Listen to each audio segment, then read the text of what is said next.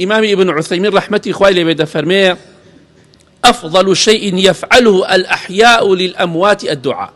باشترين شتيك لهموس خيري شاكتره كم زيندوكان بومردوكان يمكن دعاء خيره. والله دعاء خير لهموش تي باشتره بومردوكان.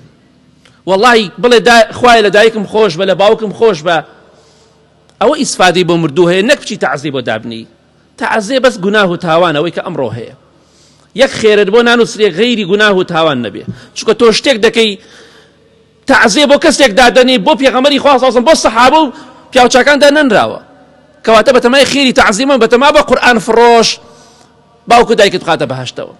ئەوانە قورئان فڕۆشن، ئەوانە خێر و چاکە دەست خۆیان ناکەوێ ئەبێ چی بۆ مردووی فەقیر بنێرن.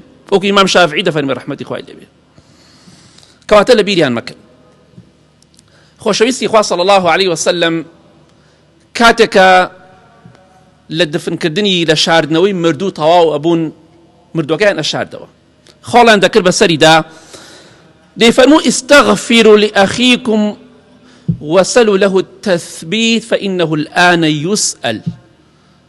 دەیفەرموو دوعای خێر بۆ براکەتان بکەن خوشکەکەش بە هەمان شێوە داوا بکەن لە خوای گەورە میهرەبان زمانی فەسیح و پاراوکە بۆ جوابدانەوەی مەلایکەکان بۆ پرسیارەکانی ناوگۆڕ چونکە ئێستا پرسیاری لێ ئەکرێ ئێستا پرسیاری لێ ئەکرێ ئەگەر بێت و دوعای خێر سوودی نەبێ بۆ مردوو پێغەمبەری خوا صلی الله علیه وسلم نافەرمێ ئێستا ئێوە دوعای خێری بۆ بکەن. کەواتە بەپێی ئەم حەدیسە پێغەمبەری خوا بێ صلی الله علیه وسلم جاری وهەیە بەهۆی دوعاکانی ئێمەوە لەسەر گۆڕەکە خوای گەورە زمانی ئەو ئینسانە فەسیح و پاراو دەکات بەهۆی دوعاکانی ئێمەوە سوودی هەیە بڵێن هەمووتان بڵێن خوایە زمانی فڵان کەس پاراوکەی بتوانێت پرسیارەکەی ناوگۆڕ جواب داتەوە.